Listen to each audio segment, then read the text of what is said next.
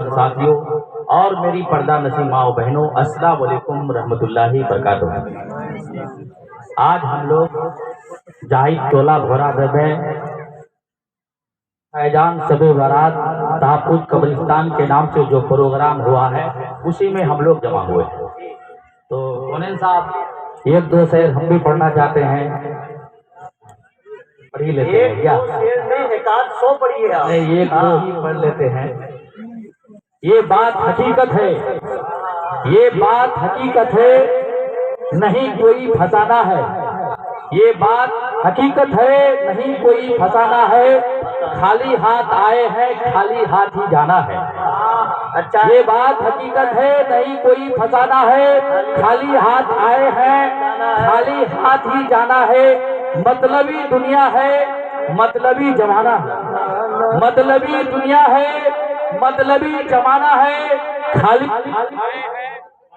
खाली हाथ आए हैं, खाली हाथ ही जाना है। ये 4 दिन की जिंदगानी है, इसमें आप दिल लगाए बैठे हैं। मौत भी एक दिन आनी है, उसको हम भुलाए बैठे हैं। और मौत भी एक दिन आनी है, उसको हम भुलाए बैठे हैं। ये धन दौलत यहीं परी की रह जानी है। खाली हाथ आए हैं, खाली हाथ ही जाना है। अपने माँ बाप को जो हर घड़ी सताते हैं और रुलाते हैं, अल्लाह, अपने माँ बाप को जो हर घड़ी सताते हैं और रुलाते हैं, वो तुम्हारी जन्नत है। तुम उसको क्यों इस तरह से सताते हो? उस खुदा के घर में जाके तुम्हें भी मुंह दिखाना है।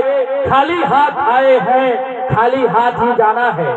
तो तकरीर करने के लिए है हमारे उलेमाए दीन के बड़ी नूरानी जमात मौजूद है। बस 2-3 बात मैं रखना चाहूंगा कब्रिस्तान के मुतालिक से। जो ये जलसा किया गया है, तो कब्रिस्तान में इंतजाम के लिए, कब्रिस्तान में मिट्टी कहाँ नहीं है, गड्ढा हो गया है। हमारे कब्रिस्तान में किधर आग छाटने का ज्यादा रिवाज है, जिसका बगल में खेत है ना, पूरा खुद के निकाल दे रहे। लगता है उनको मरना है, ये नहीं है।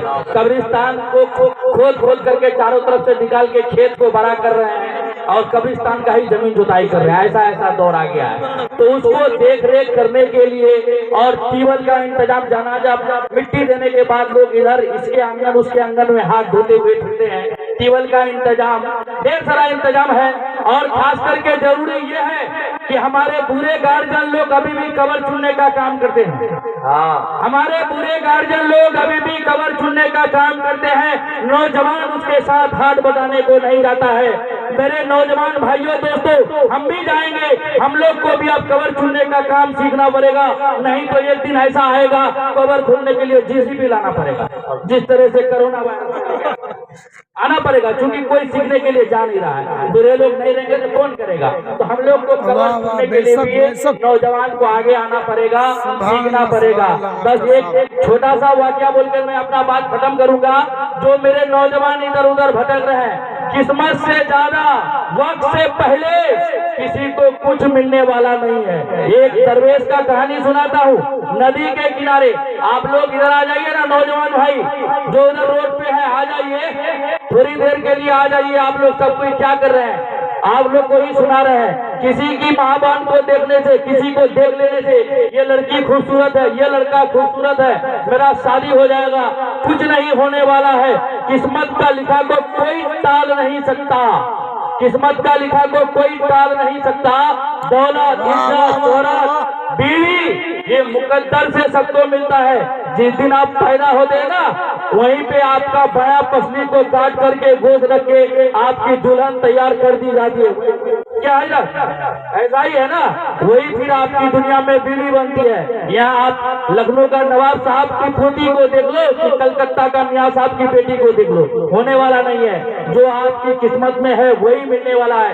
एक दरवेश नदी के किनारे, काशी होता है ना, जंगल मधुआ, वो बांध रहा था। एक लड़का नौजवान, बादशाह का बेटा, वो गाँव का बादशाह का बेटा, वो जंगल में, वो नदी के किनारे जाता है। वो देखता है ये दरवेश जंगल को इस जंगल से उस जंगल, उस जंगल को उस जंगल, इस काशी से उस काशी को बांध रहा है।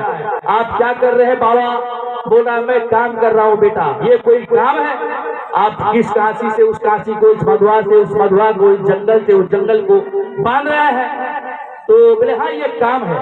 तो ये कोई काम है? आप चलिए मेरे घर में बैठक में रहिएगा, खाली आंगन से बाहर में चाय का कप ले जाना लाना कीजिएगा, मेरी 2-4 बच्ची को पढ़ा दीजिएगा, आप हमारे घर में बैठ के आराम से कहेंगे। बोले नहीं बेटा, मेरा ये काम है, मैं यहाँ काम कर रहा हूँ। तो फिर बोला कौन काम कर रहे हैं, हमको बता दीजिए, हमको समझ में नहीं आ रहा है कि आप यहाँ कोई काम कर रहे हैं। तो वो बताया कि मैं दुनिया में एक लड़का एक लड़की का जोड़ा बांधता हूँ, कौन किसके साथ शादी होगा ना, मैं जोड़ा बांधता हूँ, ये वाक्य बयान कर रहा हूँ मैं। तो बोला कि अच्छा ठीक है, आप अगर बांधते तो मेरा बताइए, मेरा शादी किसके साथ होगा? वो लड़का बोलता है तो तुम्हारा शादी तुम्हारा गाँव का जो कसाब है ना, जो कसाब है दलाल नाम का, उसकी बेटी के साथ तुम्हारा शादी होगा।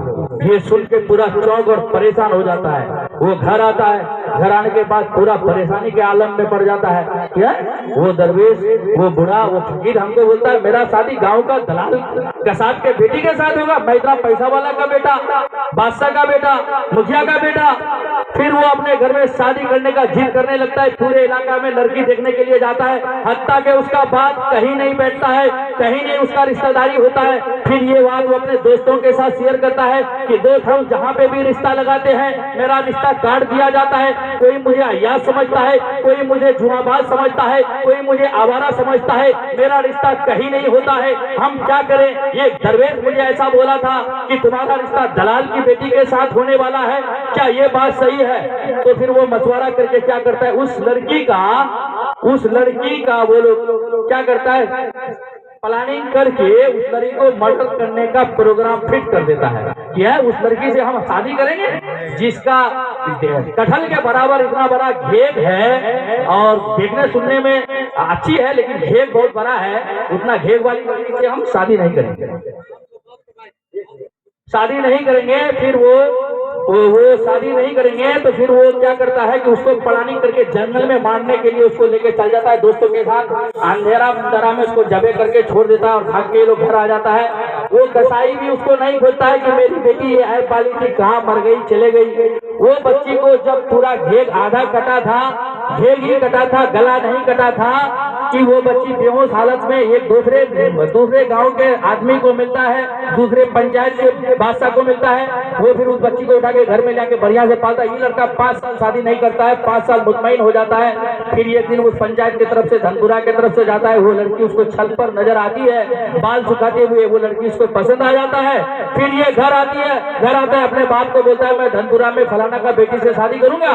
तो फिर वो बच्ची से ये रिश्ता करके लेके आता है। तो फिर जब शादी करने के सुबह फिर ये नदी की तरफ जाता है, वो दरवेश उसको वहीं मौजूद मिलता है, बोलता है अरे बुआ, आपने हमको झूठ बोला कि हमारी वो घेग वाली लड़की दलाल का बेटी से शादी होगा, हम धनपुरा में फलाना साहब की बेटी से शादी की है, वो बच्ची बहुत खूबसूरत है, वो देखिए। तो बोलता है नहीं बेटा, तुम्हारा शादी उसी बच्ची से हुआ है, तुम जाके अपनी बीवी से पूछना, उसका गला में अगर दाग होगा तो तुमको वो सही बता देगी। वो फिर परेशान होकर के घर आता है और बीवी से पूछता है तुम्हारा गला देखें। वो गला देखने के लिए परेशान हो जाता है, वो छुपाती है, फिर दिखाती है, बोलता ये दाग कैसे है? तो फिर वो बताती है ये दाग ऐसे ऐसे हुआ, हम तो यही गांव का दलाल का बेटी है, हमको चोर जबे कर दिया था और जंगल में, फिर हम वहाँ पे हमको कोई वहाँ वो पाल करके लेके गया, 5 साल बाद पाल करके शादी दिलाया, आपने हमको शादी किया। तो ये बात हम वैसे यही देना चाहते हैं, आपके मुकद्दर में जो है शादी उसी से होना रहा है। ये जलसा बाजार में इसको उसको कहा देख रहे हैं, आके जलसा सुनिए, सब कोई जम करके उलमाए दीन की नात नूरानी बयानात को सुनिए और सवाबे दारिन हासिल करे। मैं इसी के साथ अपना बात खत्म करता हूँ। अस्सलाम वालेकुम रहमतुल्लाहि बरकातहू। माशाअल्लाह दोस्तों, ये तो भाई जनाब नकीर अनवर साहब के बड़े जज्बात में आकर के बड़ी